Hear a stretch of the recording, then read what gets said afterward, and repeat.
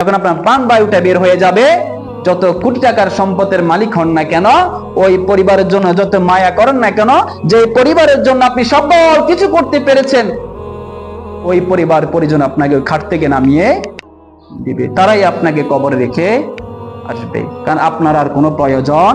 মানুষ ধন দৌলত দিয়ে থাকি, দ্বিতীয় হচ্ছে আমরা পরিবার পরিজন নিয়ে থাকি, আর তৃতীয় হচ্ছে আমাদের আমল। তৃতীয় হচ্ছে কি? আমাদের আমল। মানুষ এই তিনটার উপরে থাকে। রাসূল করিম সাল্লাল্লাহু আলাইহি সাল্লাম বলে, যে ধন দৌলত আছে,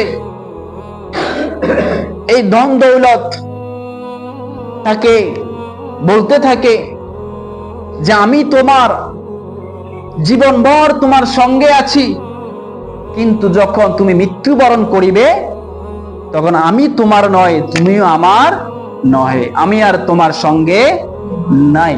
এই ধন দৌলত, এই টাকা পয়সা, এই সম্পদ যা কিছু আছে, সকল কিছু আমি রেখে চলে যেতে হবে। কেউ আবেগের বলে যে এত কোটি টাকার মালিক, তার কবরের সঙ্গে তাকে 1 কোটি টাকা দিয়ে দাও, কেউ কি দিবে?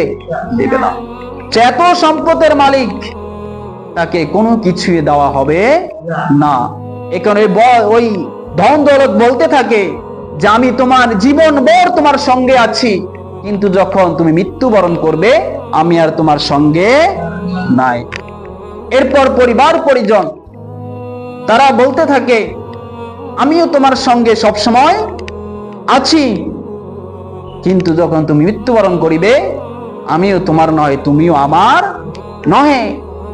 আজকে আমরা ছেলে সন্তানের জন্য, পরিবারের জন্য আমরা সকল কিছুই করি, এটা অবশ্যই করতে হবে, কিন্তু আমরা তাদের পিছু করতে করতে যে নিজে যে আমল করতে হবে, নিজের পুঁজি যে অর্জন করতে হবে, সেদিকে আমরা খেয়াল রাখি না। কিন্তু কাল কিয়ামতের ময়দানে পরিবারের জন্য খেদমত করা এটা একটা ইবাদত, কিন্তু নিজেও পার্সোনালি ইবাদত করতে হবে, নিজে ঈমানের উপর অটল থাকতে হবে। তাহলে আপনার এই আমল, এই পরিবার পরিজনের যে খেদমত, এগুলো সকল কিছুই কবুল হবে। আর যদি নিজে আমল না করেন, নিজে যদি ঈমানের উপর অটল না থাকেন, তাহলে পরিবারের যে খেদমত, সেগুলো অচল থাকবে। কি থাকবে? অচল থাকবে। এই কারণে পরিবার পরিজনদেরকে খেয়াল রাখতে হবে, এমনকি নিজ আমল করতে হবে। অন্যথায় যখন আপনি মৃত্যুবরণ করবেন, তখন পরিবার পরিজনও বলবে যে তুমি যখন মৃত্যুবরণ করবে আমিও তোমার নয়, তুমিও আমার নহে। আপনি যত কোটি টাকার খাট কিনেন না কেন, যত ধন সম্পদ দিয়ে রাখেন না কেন, আপনি 5 মিনিট আগে ছিলেন কয়েক লাখ টাকার সুপার খাটে ছিলেন বা দামি খাটে ছিলেন, যখন আপনার প্রাণ বায়ুটা বের হয়ে যাবে, যত কোটি টাকার সম্পদের মালিক হন না কেন, ওই পরিবারের জন্য যত মায়া করেন না কেন, যে পরিবারের জন্য আপনি সকল কিছু করতে পেরেছেন, ওই পরিবার পরিজন আপনাকে খাট থেকে নামিয়ে দিবে। তারাই আপনাকে কবরে রেখে আসবে, কারণ আপনার আর কোনো প্রয়োজন নাই। যতদিন আপনি আমাদেরকে দিয়েছেন, আপনি ততদিন আমাদের প্রয়োজন ছিলেন। এখন আপনি দিতে পারবেন না, আপনার আমাদের প্রয়োজন নাই।